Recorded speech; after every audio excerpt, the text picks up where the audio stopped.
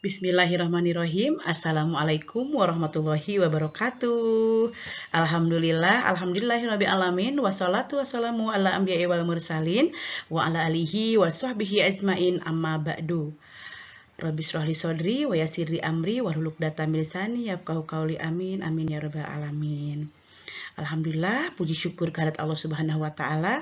Pada kesempatan hari ini, kita bisa bertemu lagi bersama saya, Bunda Ida Royani dari Universitas Muhammadiyah Bogor Raya. Dan pada kesempatan ini, teman-teman, kita bisa ketemu lagi dalam mata kuliah saya yang berjudul Bermain dan Permainan Anak Usia Dini.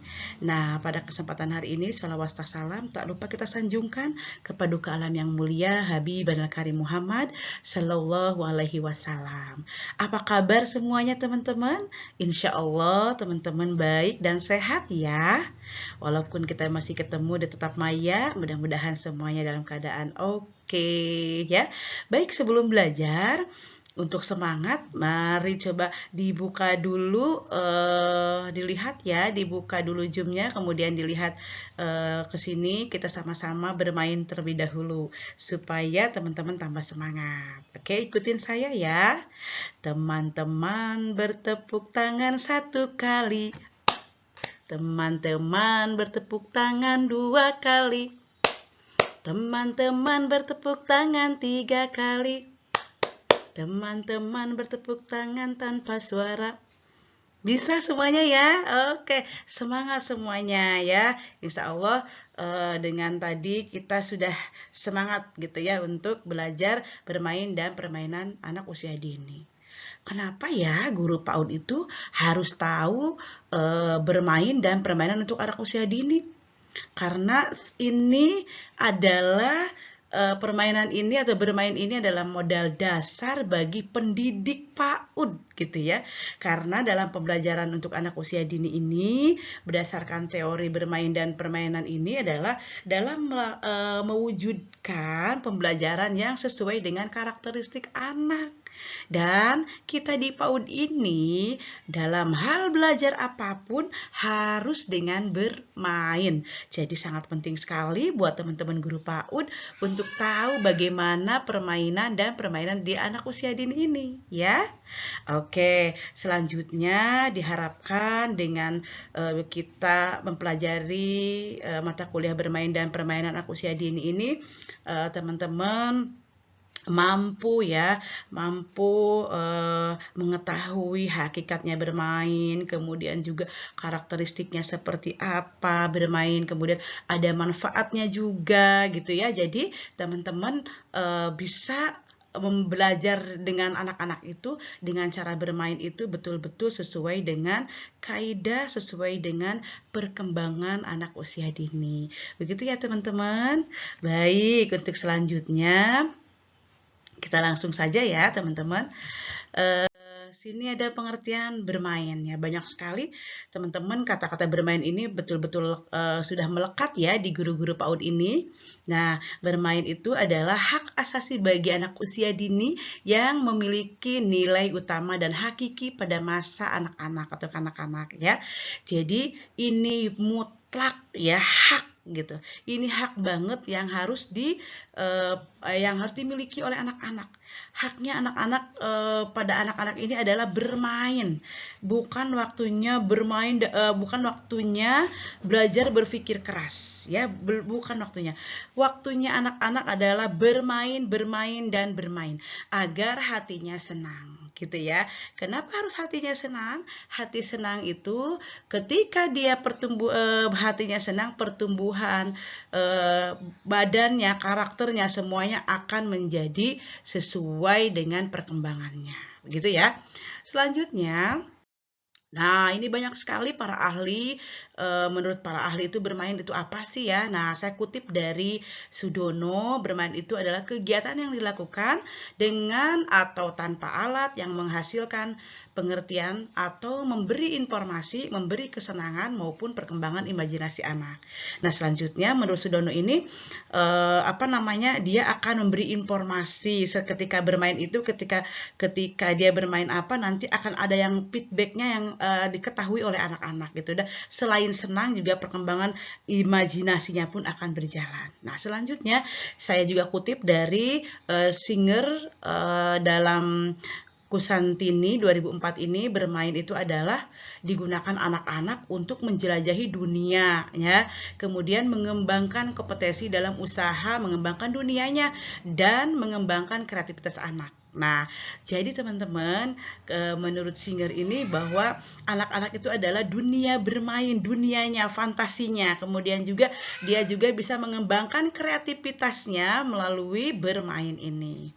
Itu ya. Selanjutnya teman-teman, ini karakteristiknya. Nah, karakteristiknya anak itu bermain itu seperti apa ya? Ini ada menyenangkan. Nah, bermain itu pasti menyenangkan gitu ya. Pasti dia akan ada rasa ketawa bahagia gitu ya. Kemudian juga ada motivasi intrinsik gitu ya. Kemudian juga ada non literal, kemudian fleksibel, kemudian juga episodik, komunikatif, kemudian berorientasi pada proses, kemudian bermakna. Ya, jadi dia itu akan termotivasi ketika dia bermain, ya. Kemudian juga fleksibilitas itu apa? Dia bisa bermain secara dengan siapa saja bisa fleksibel, kemudian juga mengenal aturan, kemudian juga dia bisa berkomunikasi dengan baik, kemudian juga di dalam prosesnya juga akan ada maknanya di dalam permainan yang dia lakukan gitu ya. Itu karakteristiknya. Selanjutnya adalah ini dia manfaat bermain. Nah, ini manfaat bermain ini adalah optimalisasi perkembangan anak. Nah, ini sangat penting sekali buat guru PAUD merangsang belajar anak dengan cara bermain. Belajarnya dengan cara bermain. Karena itu akan menyenangkan dan akan masuk ke dalam otak yang sedang pintar-pintarnya. Bermiliar-miliar di otaknya ini sedang terbuka ya di usia dini itu. Nah, itu dengan cara bermain ini insya Allah akan menempel sampai tua nantinya ya. Jadi baik itu perkembangan secara fisik ataupun secara karakternya. Kemudian juga kreativitasnya akan muncul ya ketika dia bermain. Dia akan kita misalkan di sini ada saya contohkan dengan main prosotan dan segala macam, nanti kreativitasnya ada saja, bisa meluncur dengan cara selonjoran, bisa berdua-duaan, kemudian juga bisa naik tangganya terbalik, kemudian juga kreativitasnya seperti apa, banyak sekali. Kemudian dia juga bisa berhitung, teman aku berapa ya gitu, yang naik di sini, yang ikut perosotan berapa, yang ikut ayunan berapa, begitu ya, dan seterusnya. Kemudian sportivitas, dia ada misalkan saling, kita misalkan bermain jungkat-jungkit, ada yang harus naik kemudian ke bawah. Nah, ada yang kemudian ada anak lagi yang satu lagi pengen jungkat-jangkit, dia juga harus ikut mengantri. Kemudian sportivitasnya itu dia akan aku bisa nih menggenjot kamu, ayo dong kamu gitu. Jadi akan ada sportivitasnya. Selanjutnya juga ada kebersamaan. Nah, kebersamaan ini yang sangat diimpi-impikan oleh teman-teman anak-anak. Jadi kalau dia banyak teman, dia pasti suka, pasti senang, gitu ya. Selanjutnya, ini silahkan teman-teman sambil menyimak video berikut ini ya. Silahkan menyimak. Oke, kita tunggu dulu ya. Saya play dulu ya. Keseruan bermain gobak sodor. Silahkan ya. Halo, aku Carlo. Hari ini aku dan teman-temanku akan bermain permainan tradisional Indonesia bernama gobak sodor. Teman-teman tahu tidak? Gobak sodor adalah permainan tradisional yang berasal dari Jawa Tengah. Permainan ini juga biasa dikenal sebagai gala asin, galasin, atau gobak.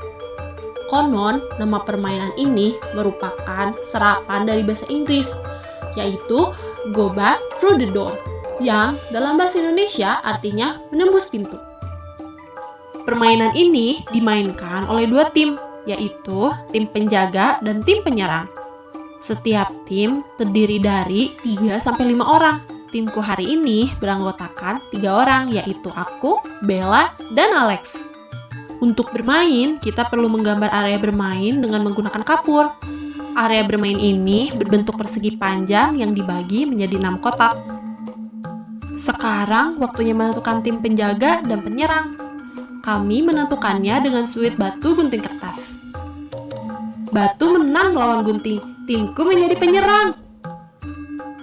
Tim penjaga bertugas menjaga garis dan menghalangi tim penyerang untuk menuju garis akhir. Penjaga harus bergerak di dalam garis lintasan yang dijaganya dan tidak boleh melewati atau keluar dari garis tersebut. Penjaga garis dibagi ke dalam 2 tugas. Satu orang bertugas sebagai kapten yang menjaga garis dengan bergerak dari depan ke belakang sepanjang arena permainan. Sisa penjaga garis lainnya bertugas dengan bergerak ke kanan dan ke kiri garis lintasan jaga. Tugas tim penyerang adalah melewati penjaga tanpa tersentuh sampai ke garis akhir. Kemudian kembali lagi ke garis awal. Apabila salah satu anggota tim penyerang bisa kembali ke garis awal tanpa tersentuh oleh tim penjaga, maka tim penyerang dikatakan menang. Tim penyerang akan kalah apabila salah satu anggotanya tersentuh oleh penjaga atau kakinya keluar dari batas area permainan.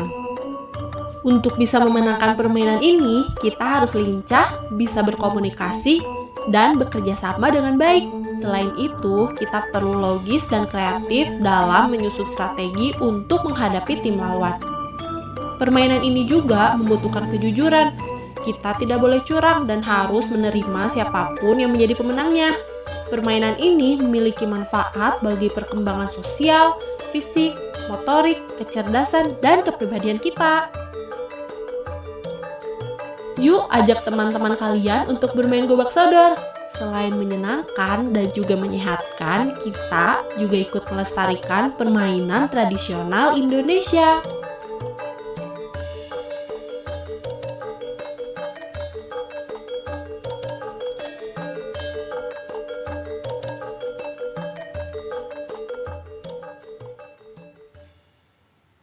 Baik, itu tadi videonya sudah disimak ya teman-teman.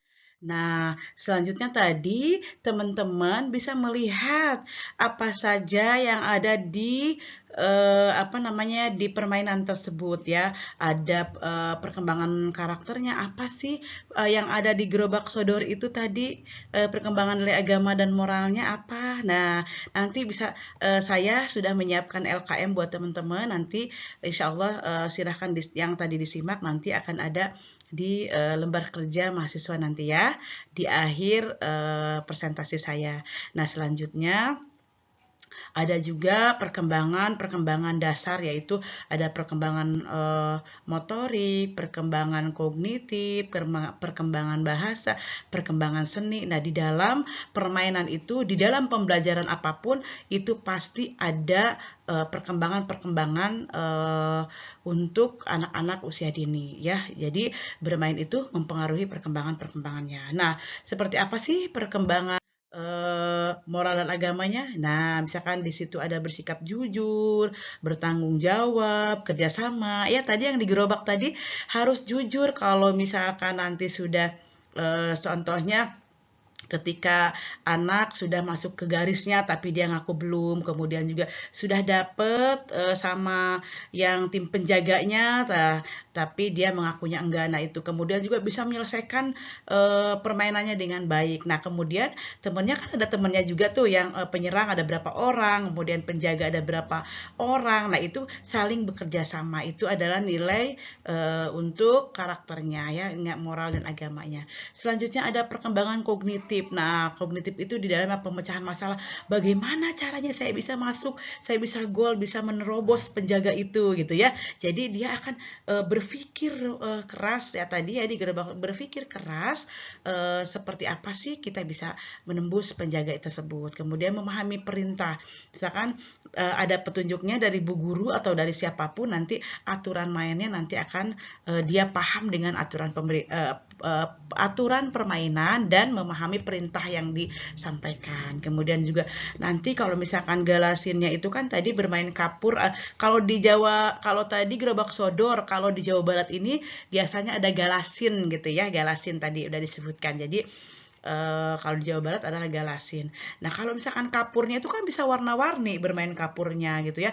Bisa dengan warna merah, bisa warna itu nanti dia bisa mengenal warna juga. Nah, itu untuk perkembangan kognitifnya.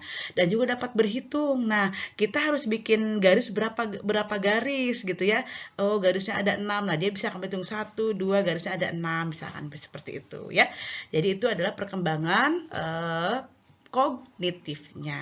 Selanjutnya di sodor itu ada perkembangan bahasanya. Nah, bermain dengan suara, berkomunikasi. Ayo, kamu dulu, jangan, gitu. Itu kan berkomunikasi, gitu ya. Kemudian gerakan-gerakan tubuhnya udah, kamu kesini dulu, gitu. Kemudian nanti dia bisa berkomunikasi dengan gerakan, ya. Misalkan tangannya begini, artinya minggir, gitu ya. Atau maju, mundur. Nah, itu bisa dengan gerakan-gerakan. Kemudian dia juga bisa menyimak, kira-kira ini penjaganya bisa fokus apa tidak fokusnya gitu, dia bisa menyimak. Nah, itu ya, itu adalah perkembangan bahasa anak bisa terlatih di situ. Selanjutnya ada perkembangan fisik dan motoriknya. Ada tadi ya, ini udah jelas ya. Ini di sini di gambarnya ada gambar sonda. Tapi kalau tadi kan gerobak sodor ya, itu tadi ada berdiri, ada berjalan, melompat, kemudian juga ada juga berlari-lari ya.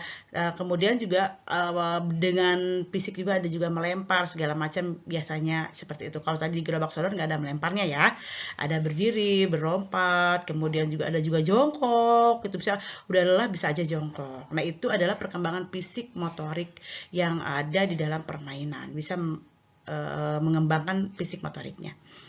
Kemudian selanjutnya teman-teman, ya ada perkembangan seni gitu ya. Bisa bermain alat musik juga. Nah, dengan bermain gerobak sodor aja bisa pakai musik gitu. Sambil ketika dia lagi menunggu temannya bisa disiapkan musiknya. Kemudian juga bisa bernyanyi. Nah, sebelum permainan kita bisa nyanyi-nyanyi dulu, siapa yang nyanyinya bagus bisa bermain duluan. Nah, pokoknya perkembangan seni bisa tertumbuh di dalam permainan tersebut ya. Selanjutnya adalah perkembangan sosial dan emosional. Oh, ketika di sini kan, ketika gerobak sodor dia mau nerobos ke sini, ternyata bisa terjaga. Oh, dianya udah waduh, sakit sedih, kemudian juga dia gembira tuh kalau misalkan dia gol aja, pasti dia senang banget gitu. Ada takut, dia mau masuk aja takut dapet sama temannya. Jadi semua rasa emosionalnya akan akan terpancar atau akan ada di dalam dirinya. Semua emosinya, ada marah, gembira, sedih, ada takut, ada malu, ya dalam permainan itu akan tercermin. Itu adalah pengembangan sosial dan emosional. Selanjutnya teman-teman, alhamdulillah sudah selesai, dan kesimpulannya adalah bermain adalah hak asasi bagi anak usia dini yang memiliki nilai utama dan hakiki pada masa kanak-kanak. Nah, selanjutnya manfaat bermain itu untuk optimalisasi perkembangan anak, kemudian kreativitasnya, sportivitas, kebersamaan. Kemudian bermain mempengaruhi 6 aspek perkembangan anak. Nah, inilah untuk pelajaran hari ini mungkin itu yang dapat saya sampaikan kepada teman-teman semua di kesempatan hari ini ya. Semoga dengan memiliki ilmu bermain bisa tahu bagaimana manfaatnya untuk anak usia dini. Guru-guru PAUD yang ada di Bogor khususnya ataupun di mana saja bisa mempraktekkan di lembaganya atau di sekolahnya masing-masing agar tumbuh kembang anak usia dini menjadi optimal dan menjadi bagus, lebih baik lagi. Ya, terima kasih banyak atas kesempatannya. Mudah-mudahan kita bisa ketemu lagi di lain kesempatan. Oke, terima kasih semuanya. Mudah-mudahan selalu sehat dan salam bahagia untuk seluruh guru PAUD Indonesia, khususnya Kabupaten Bogor, dari Bunda Ida Royani, Universitas Muhammadiyah Bogor Raya. Terima kasih. Jangan lupa nanti diisi LKM-nya. Mohon maaf atas segala kekurangannya. Terima kasih atas segala perhatiannya. Hadanallahu wa iyyakum ajmain. Alafu minkum. Wassalamualaikum warahmatullahi wabarakatuh. Dah.